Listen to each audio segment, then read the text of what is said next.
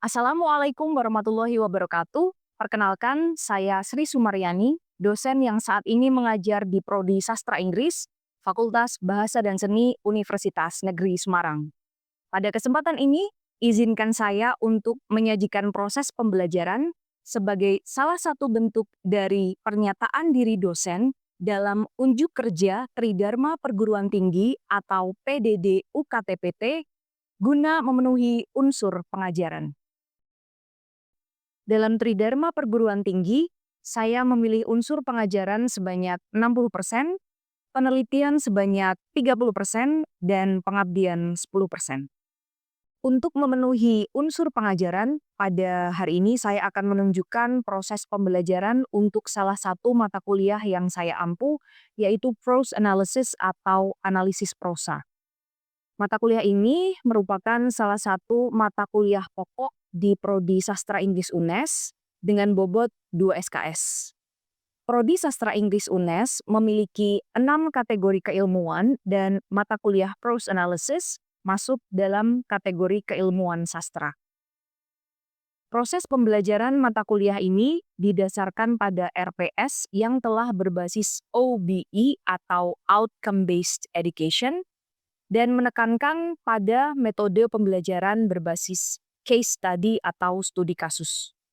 RPS ini juga telah divalidasi oleh koordinator kelompok bidang kajian dan koordinator program studi. Selain dilakukan secara sinkronus, perkuliahan juga dilakukan secara asinkronus melalui LMS yang dimiliki oleh UNES, yaitu ELENA.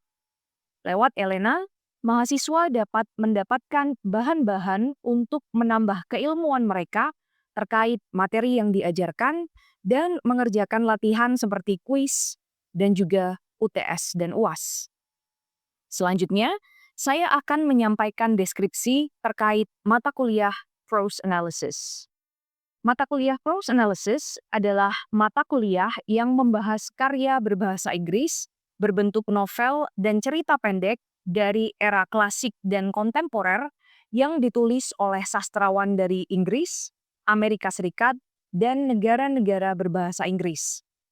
Karya tersebut dianalisis menggunakan perspektif budaya, psikologi, dan sosial dengan fokus pada analisis unsur intrinsik dan ekstrinsik yang berbasis kajian budaya dan keterampilan berpikir kritis.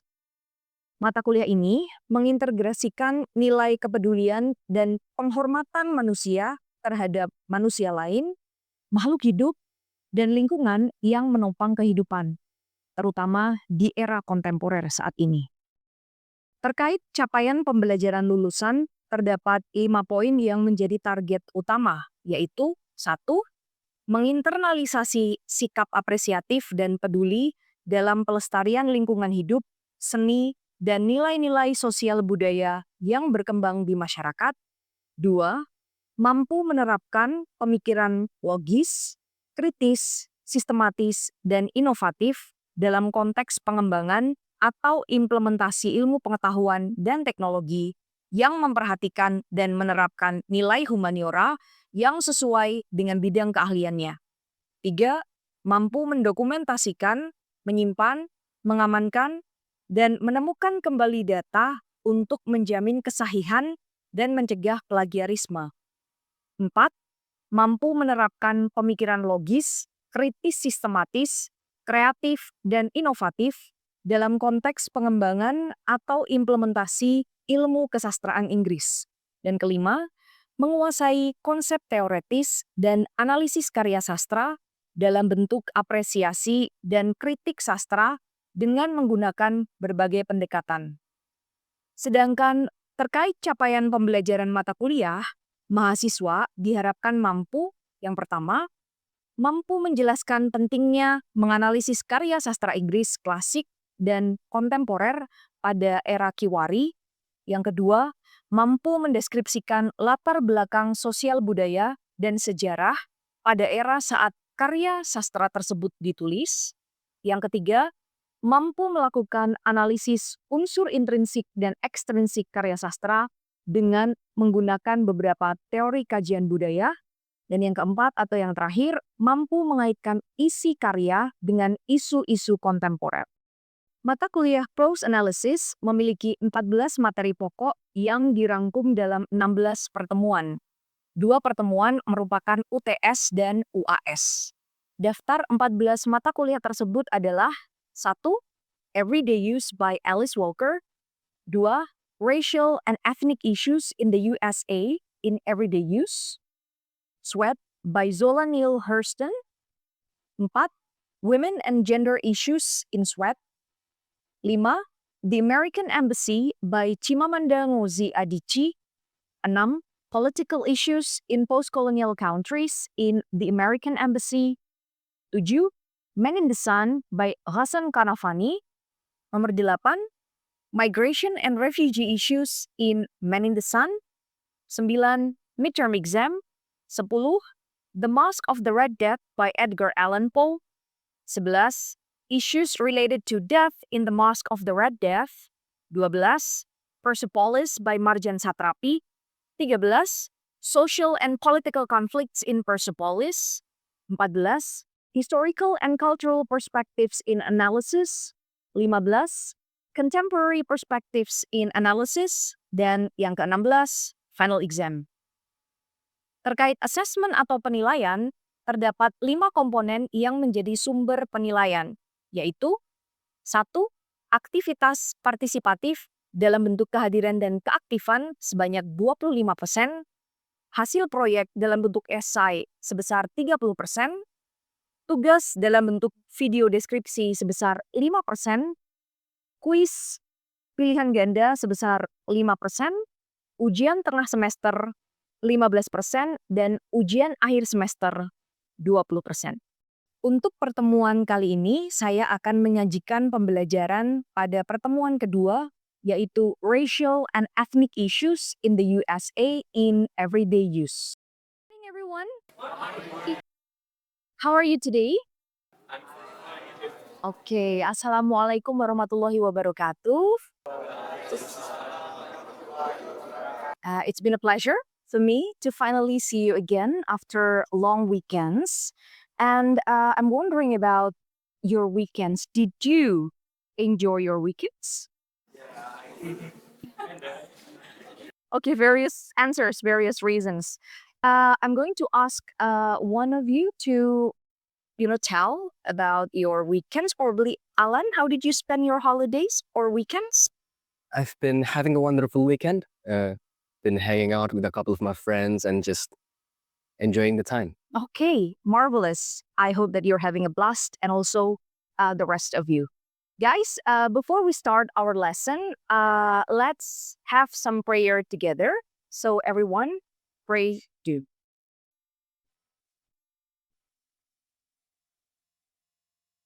Thank you.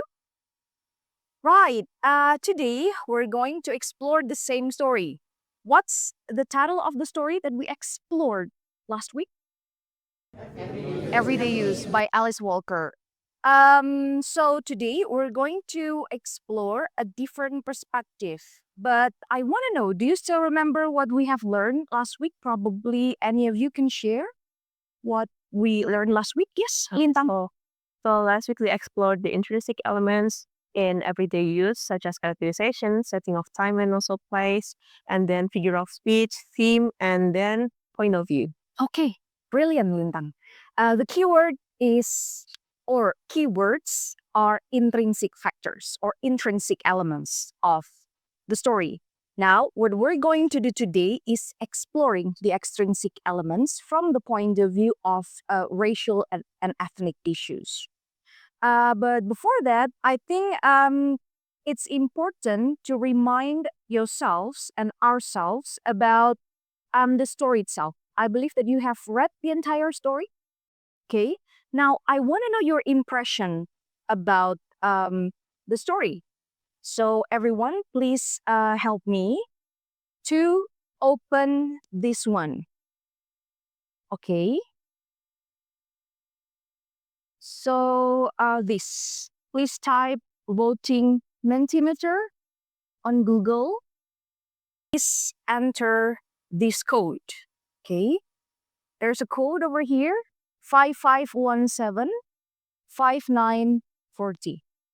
Okay? Please tell me and the rest of your friends about your opinion about the story only in one word, okay, or two words about your impression regarding Everyday Use by Alice Walker. Okay? Interesting. What else? Only interesting. Cultural. Wow. What else? Fun. Right? Great. Surprising. Okay. It indeed has surprising factors. What else? Okay. Any more opinions about this? Insightful. Right? Tragic. Right. I'm wondering about some answers here. Probably I'm going to start from cultural. Is there any of you wants to share your opinion about the cultural one? Ma'am, I think it's culture because it presents the meeting between different Black cultures, such as Mrs. Johnson, Black culture from the South, and then Hakim's culture as Black Muslim. I think that Black culture has different layers and different characteristics. I think this also influenced by its social and historical background. Okay, thank you so much, Natalie. Yes, you're correct that even though it talks about Black culture, but then the way Black culture is represented is different. Okay, thank you so much. And I also see educational, cultural, and educational. Okay, educational. Who answered educational? Okay, Agung, would you share? Would you like to share your opinion about why it's educational? I say educational because I think that it gives me some kind of insight that not all parts of America is looks like New York or Los Angeles, but there's also a rural area where the people try to seek the freedom.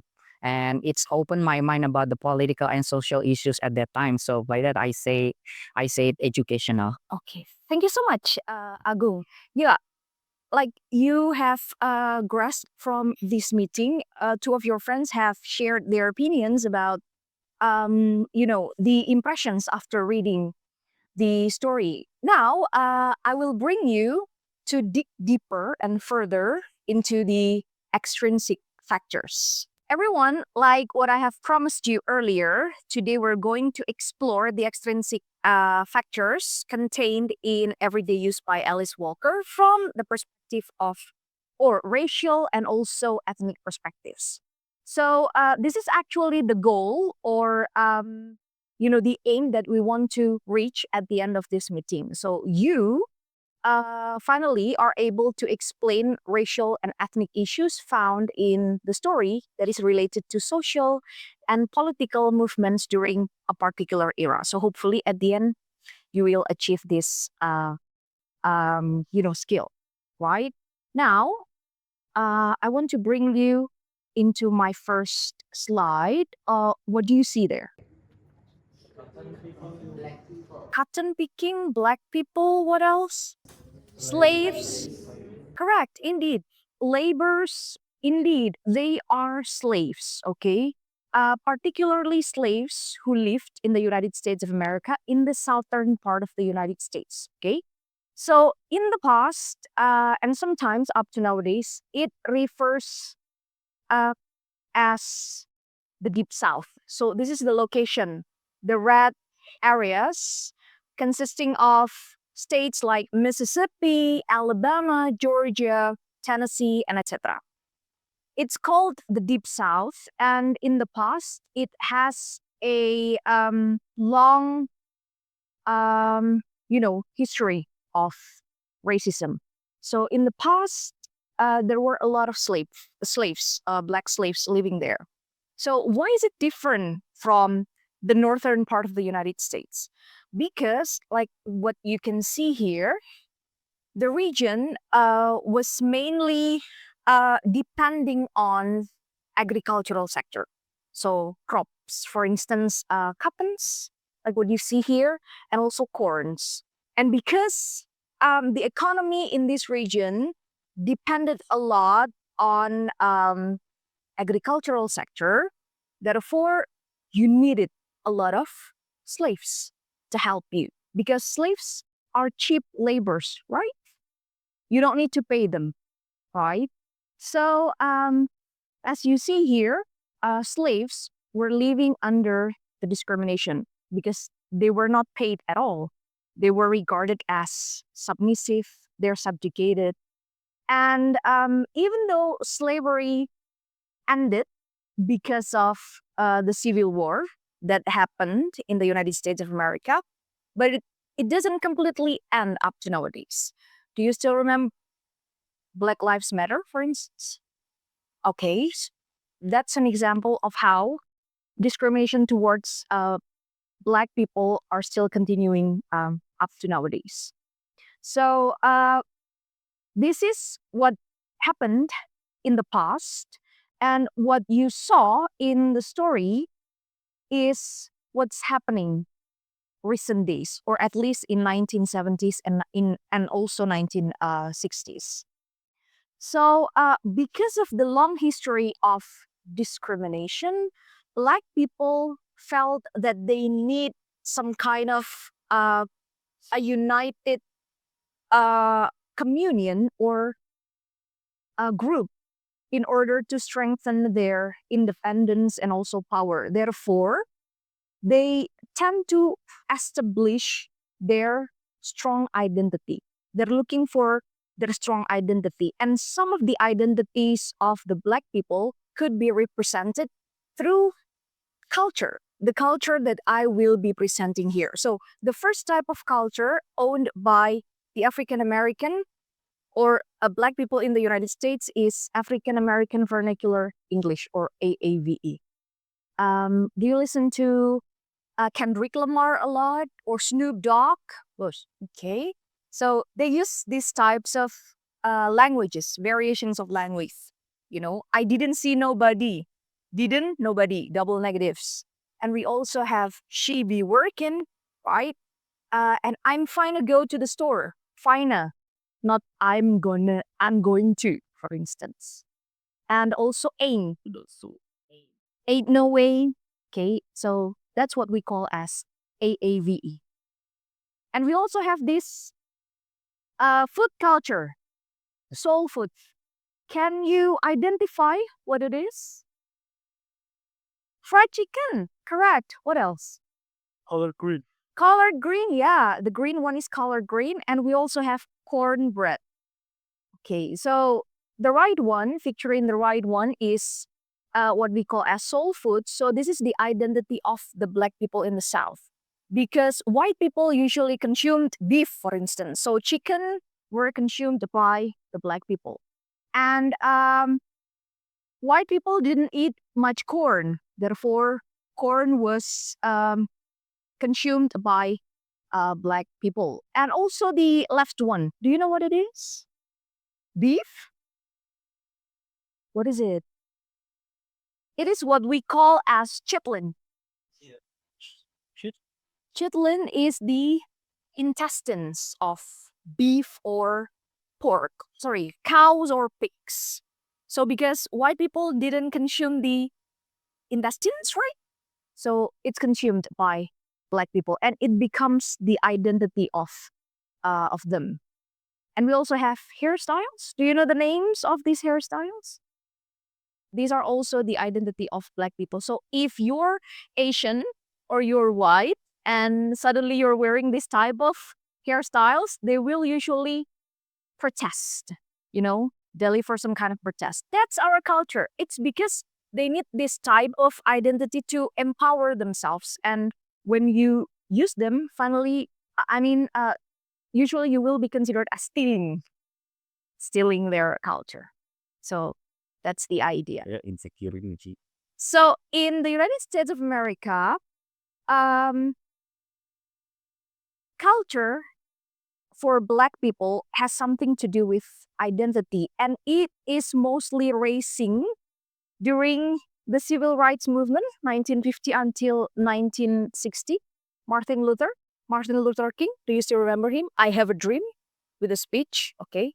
The freedom of Black people. And then also the Black Power movement from mid-1960 until 1970, in which, a lot of Black communities wanted to gain some freedom and free from discrimination. Because even when the nation declared that there's no discrimination anymore, but then in the communities, discrimination still happen, right?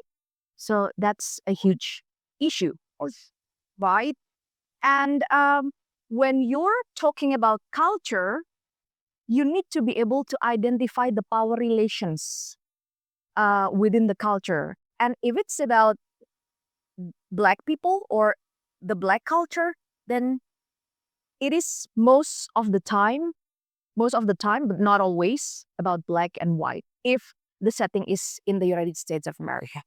So, yeah, that's basically the idea. So when you analyze culture, please connect it with the power relation which happens in the setting. Who is considered as the powerful and who is considered as the submissive. So, yeah, you need to be able to identify that. And now, what I'm going to ask you to do is please make a group of 4 and then answer this question by having some discussion. Find out any form of culture related to racial and ethnic issues in everyday use. I have given you 3 examples. Now, it's the time for you to find out or identify the culture and, identify the power relations or exploration within the story. Please.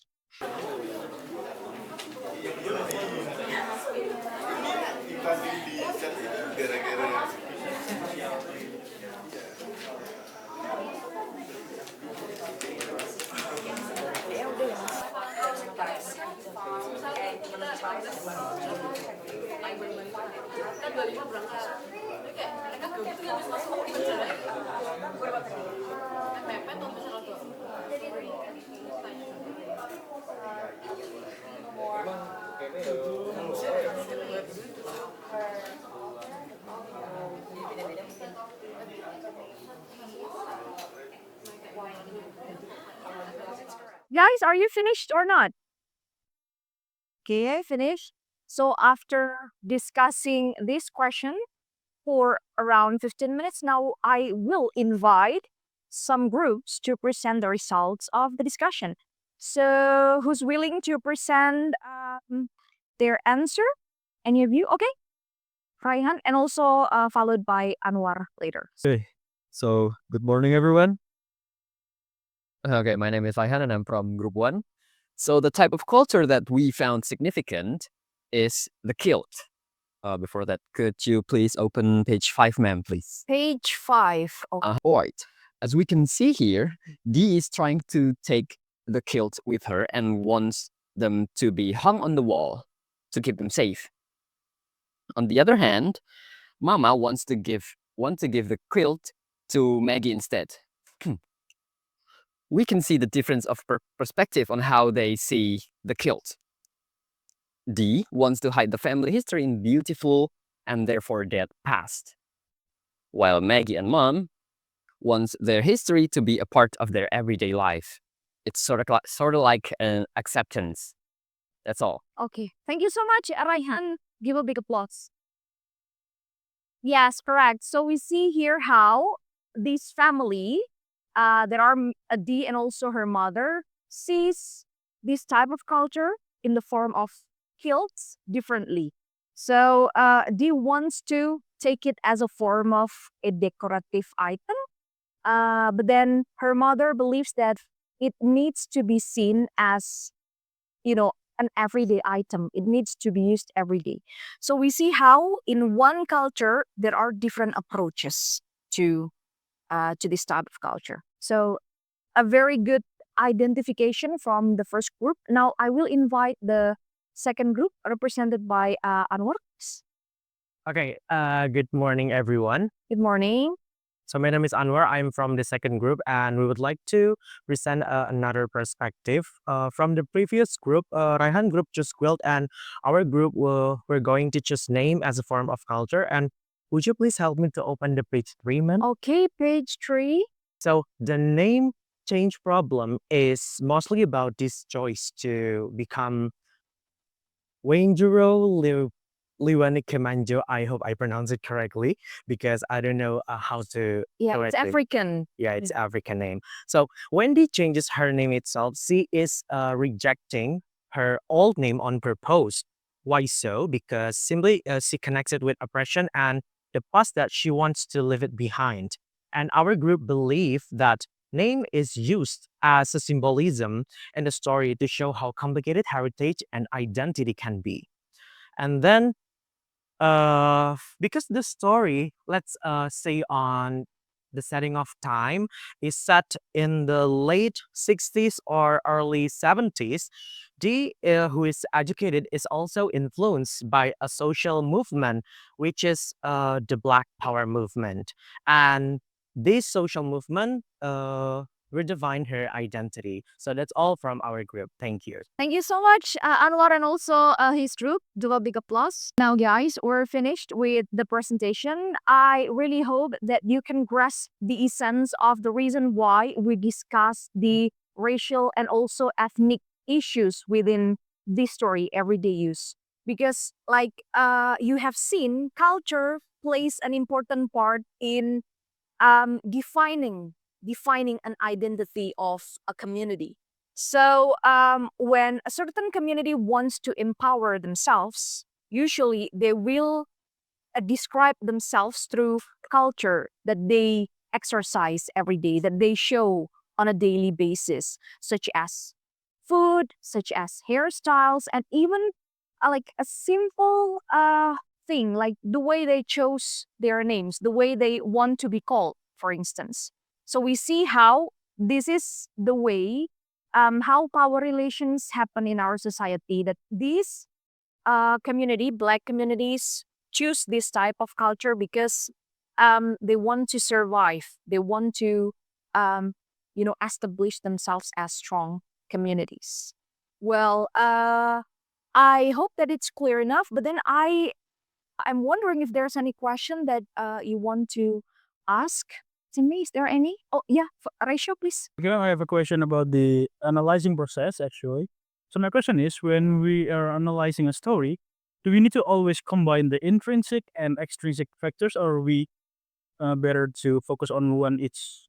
Okay.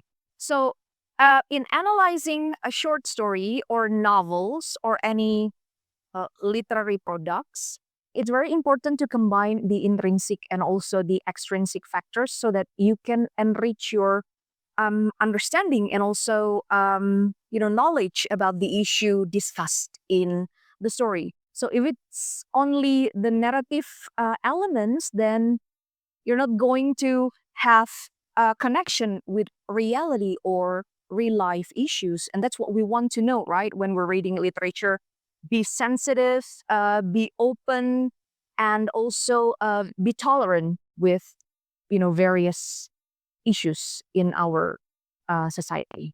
So, did I answer your question? Of course, thank you very much. Thank you so much, everyone. And is there any more questions? If there's no more questions, then I think that's the end of our meeting today. Let's end our meeting today by having some prayer. So everyone, please pray too. Thank you. For next week, do not forget to read the next story. Please check Elena to find out the name of the story. And make sure that before you enter the class, you have read it because we're going to have a discussion. Thank you so much, everyone. Have a nice day. Wassalamualaikum warahmatullahi wabarakatuh. Bye. Waalaikumsalam warahmatullahi wabarakatuh. Demikianlah deskripsi dan proses pembelajaran untuk mata kuliah yang saya ampu guna memenuhi pernyataan diri dosen dalam Unjuk Kerja Tridharma Perguruan Tinggi untuk memenuhi unsur pengajaran. Terima kasih banyak atas kesempatannya. Sekian, wassalamualaikum warahmatullahi wabarakatuh.